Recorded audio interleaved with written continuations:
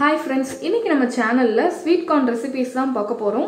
கார்னை ரொம்ப ஈஸியா ஒரு நிமிஷத்துக்குள்ள எப்படி உரிக்கிறது அப்படிங்கற சீக்ரெட் தெரிஞ்சுக்கலாம்.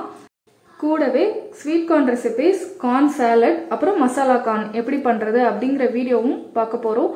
ரொம்ப ஈஸியா நிமிஷத்துல செய்யக்கூடிய ஸ்நாக் ரெசிபி. கிட்ஸ்க்கு ரொம்ப பிடிக்கும். சோ வாங்க வீடியோக்குள்ள போலாம். ஃபர்ஸ்ட் கார்னை நான் எடுத்துர்க்கேன். சுத்தி உள்ள அந்த நார் எல்லாத்தையுமே எடுத்துருங்க. ஒரு லேயர் மட்டும் வச்சிருங்க. அப்பதான் அந்த ஃப்ளேவர் நல்லா இருக்கும். சோ அது மூழ்கிற அளவுக்கு தண்ணி ஊத்தி கொஞ்சமா உப்பு ஆட் பண்ணிக்கோங்க. ஒரு 5 ல இருந்து 10 நிமிஷம் வரைக்கும் நம்ம நல்லா வேக விடலாம். சோ இப்படி திறந்து பாக்கும்போது நல்லா கொதிக்க ஆரம்பிச்சிருச்சு. கார்ன் வெந்துருச்சுன்னு அர்த்தம். இதை எப்படி ஈஸியா உரிக்கலாம் அப்படிங்கற வீடியோ இப்ப பார்க்கலாம். ஃபர்ஸ்ட் இந்த நேரா இருக்கிற ஒரு லேயரை மட்டும் நம்ம எடுத்துக்கலாம். அதை எடுத்துட்டா ரொம்பவே ஈஸி.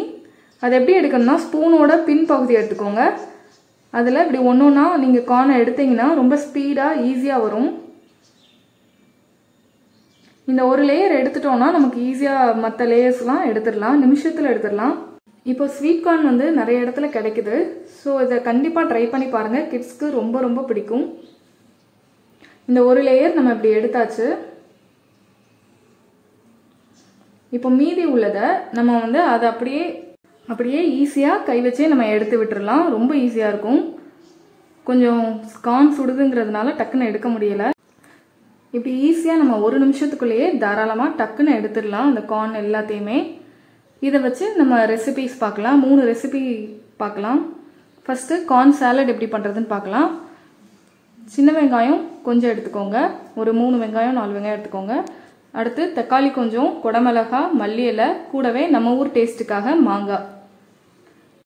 கொஞ்சமாக பட்டர் ஆட் பண்ணதும் இந்த இன்க்ரீடியன்ஸ் எல்லாத்தையும் ஆட் பண்ணிவிட்டு நம்ம ஸ்வீட் கார்னை இதோட சேர்த்துக்கலாம். கார்னோட ஸ்வீட்னஸ் இருக்கும் இதுலேயும். கொஞ்சமாக உப்பு ஆட் பண்ணிக்கோங்க.